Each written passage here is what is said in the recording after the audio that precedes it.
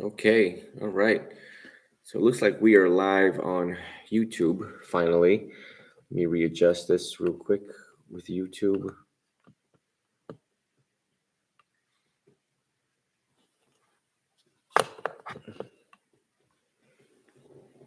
Okay, so that's YouTube.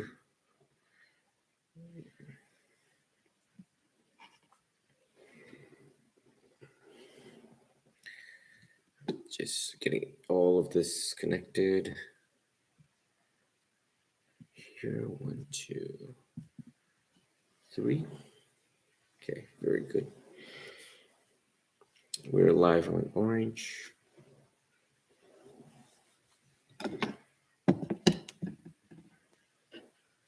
So right now, let us give homage, pay homage and respect to the Buddha. Namo tassa bhagavato arahato samma sambuddhassa. Namo buddhaya, namo dhammaya, namo sankhaya. Salutations to all of you. Salutations to the Mahasangha across the world. Hopefully everyone can hear me okay. These are new webcams. They're Logitech 100s. So I am just testing out the quality, but today is going to be a very unique talk. This morning, I received a text message of a family member requesting ordination for their mother. And the mom is an elderly woman in her 90s, I believe, late 80s into her 90s. Of course, what was it? Yeah, it was this year. Earlier this year, we were supposed to have the first woman ordained under this school. So that did not really take place.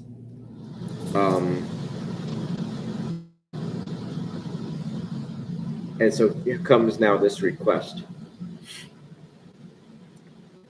I thought about it the entire day, and I really don't have any hesitation or mental reservation. Let me turn off the AC for a second. AC.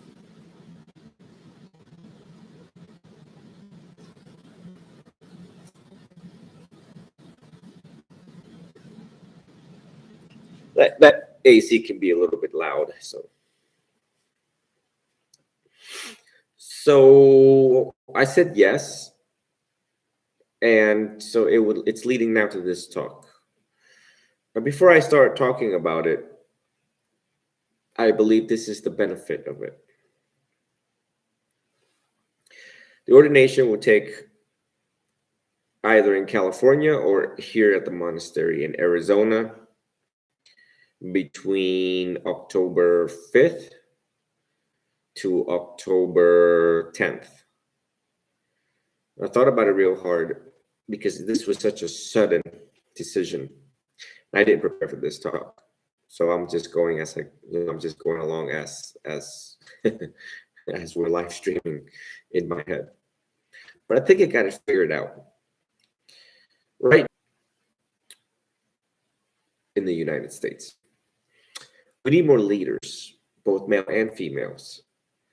It just so happens that this mass ordination should take place coming up. It just should.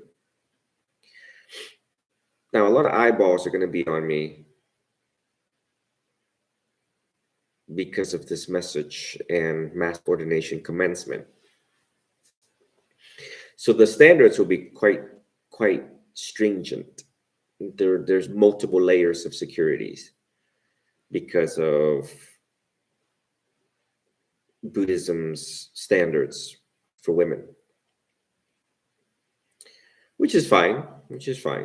I mean, besides their standards, there's also Chidao's standards also to ensure integrity and purity of the order, purity and integrity of what we're doing, and how we are changing the world one woman at a time, and how that woman, all 500 of you, at the very least, will be changing the world in some way, shape, or form, changing yourself, being the change for your family, inspiring change for you, inspiring change for your family, for our community, your state, our nation, and internationally. Mental health crisis right now across the board, with male and female suicide rates very high. People are becoming more lonely. People are searching for community. The other day, I thought to myself, maybe this whole COVID thing was rigged, and that it created people, it just had this shift and change in people of solitude and hiding inside of the house, getting used to that, and not going out anymore, encountering with humans, suspicions, division, and suspicions of other humans, fearing the world, not safe. So this ordination is in response to most of that, in response to mental health, in response to leaders, in response to more teachers that we need in the world. This mass ordination is in response to a lot of things. You just got to get creative with your mind as to why this needs to take place. As I was setting up the cameras for this live talk right now, I go, how are you going to justify this to the order? On all three schools of Buddhism is going to be watching you, and including other faiths and religions around the world. So I would describe this initially as it is equivalent to a Buddha, a baptism, because we have a lot of Christians around the world. I am Catholic, still is practicing Catholic and Theravadan Buddhist. So it's something that I coined just now, Buddhist baptism. So baptism in Vietnamese is called rửa tội. Rửa is to wipe, tội is sins, to wipe your sins away. Start new again, but like they say, born again Christian, right? So bear with me, just hold your judgments, hold jumping to conclusions without evidence for a second. Okay? All of us can start all over. A lot of us made mistakes, so between being born all the way to 20 years old, we were defiant, we were rebels, we were who we were. No different than me, a rebel or renegade, getting in trouble with the cops, having the cops knock on my parents' door, Then this is we're talking about time, the management of time, how we manage ineffectively. We spend 1/3 of our life sleeping. So say you live to 90 years old, 3, 6, 9. Okay. Say you live to 90 years old. So 1/3 of that is spent sleeping already. So you have 60 years left. Okay. Following along? Now you take 60 years and you minus 20 of stupidity, 20 years of stupidity. Because all of us were stupid, including myself growing up.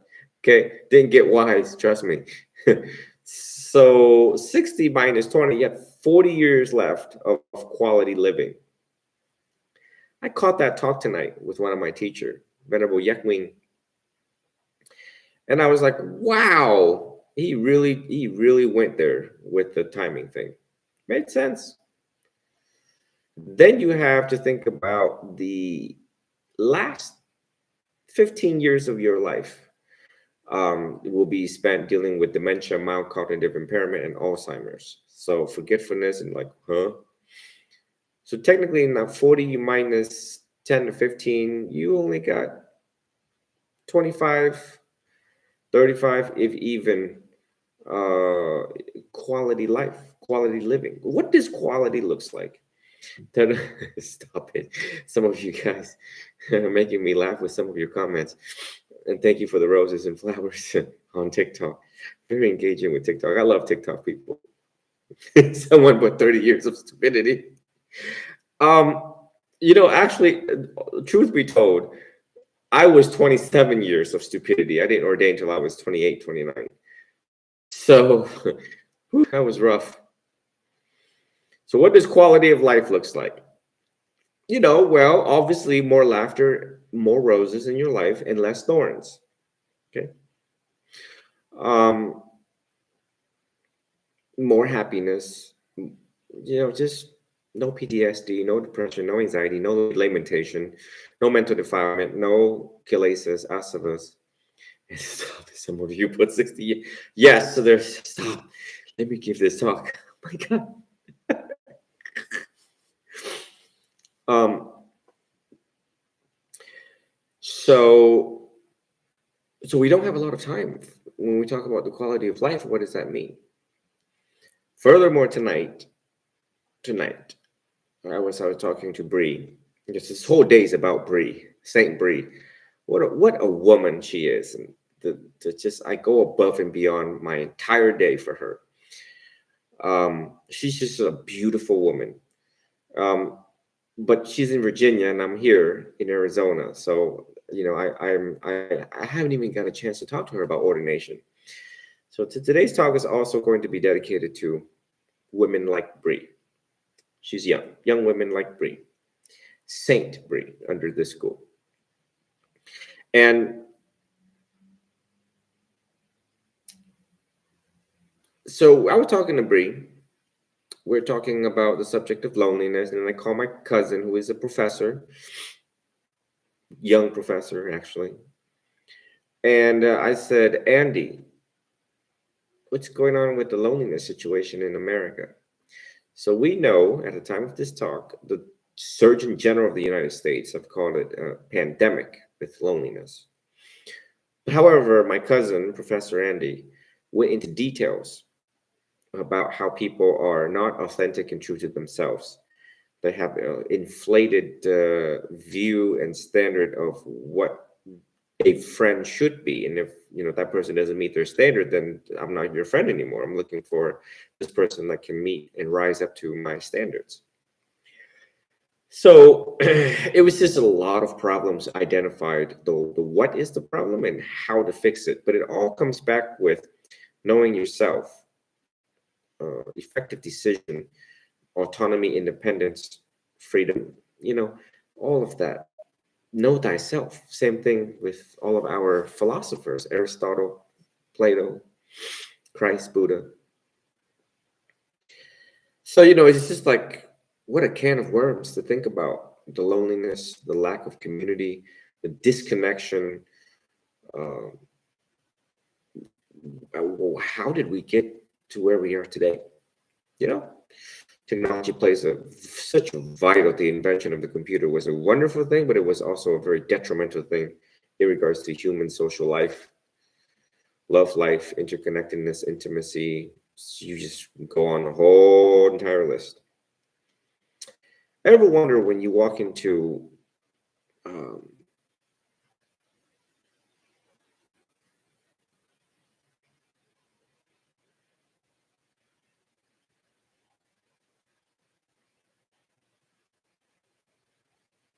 so I'm just looking at some of the comments. Ever walk into Barnes and Noble and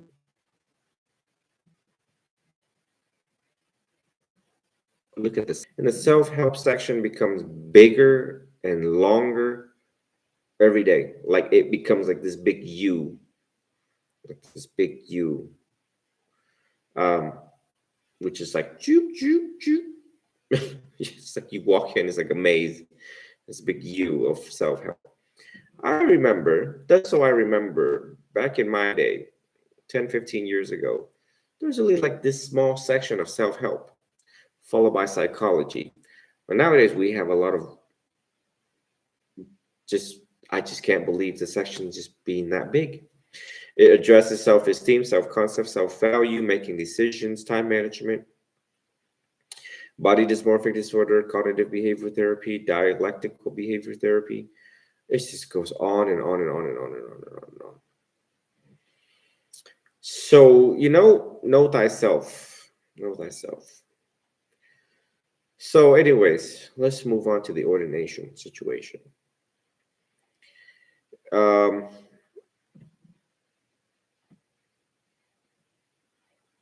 Ordination is between, I forgot to think about the juveniles that want to ordain with their parents' permission.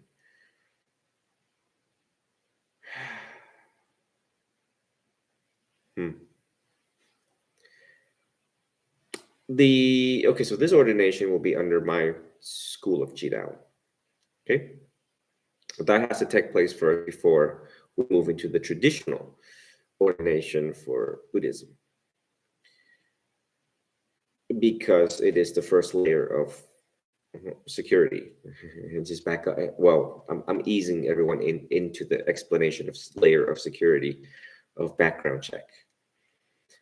Background checks. So anyway, so since this is commencing very soon, I have a very short amount of time to get to know each and every single one. I have a very short amount of time to get to know each and every single one of you who wants to ordain.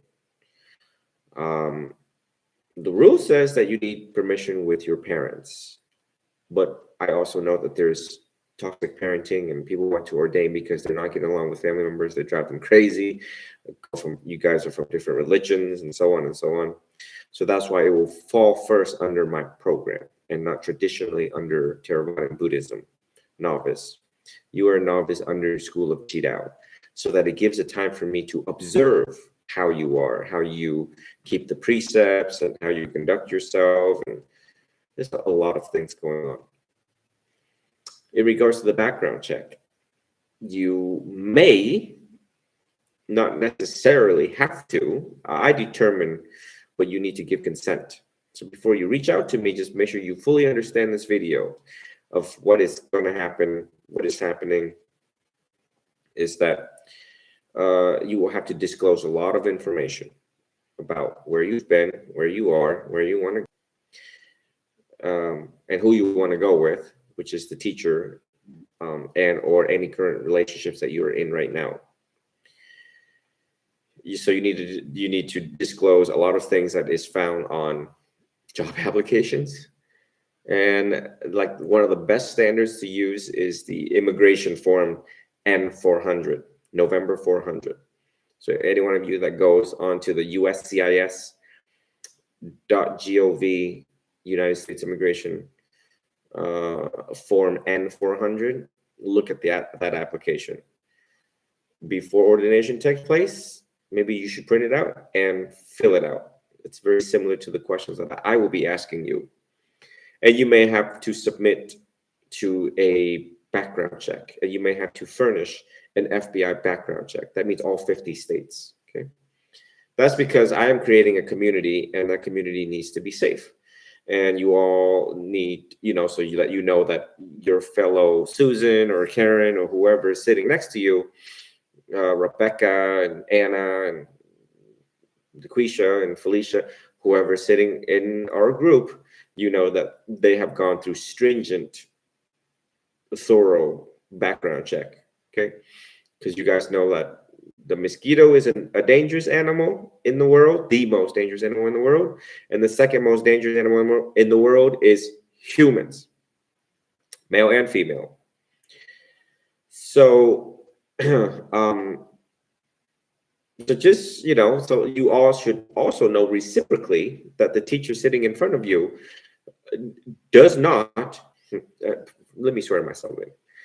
I promise to tell the truth, the whole truth, nothing but the truth. So help me God, Buddha, Allah, Vishnu, everybody, okay, across all religions, okay. Under penalty of perjury, under penalty of felony, that I do not have any convictions, misdemeanor. I do not have any convictions, felony, in all 50 states. So it's reciprocal sense of understanding. Now, if you do have convictions and or arrest, then it will be evaluated case by case status. Mind you all, I have 19 years of law and medicine experience, clinical experience, and experience in the field of social work. So therefore, it does not mean that you disqualify. I just need to screen each human to narrow it down that, you are a person that is suitable to be in the program, suitable to study and practice with other people, that you will work in harmony, that you can take and follow directions carefully, just all those good things in Buddhism. It's no different than you can imagine, how our military or police department carry on selection standards. I grew up here in America for 30 years, immigrated in 95, and I've worked in all areas and sector, both private and public. I was government, employed. So understand how the policy, procedures, and guidelines protocol is. So I apply the same thing to ensure integrity and purity moving forward in Buddhism and under my program. I typically meet students where they're at in their life, pretty good at that. So, after all of the red tape is removed, then I meet you where you're at. Each and every single one of you will have that attention so that you understand where you are and what you need to study. Let me see here.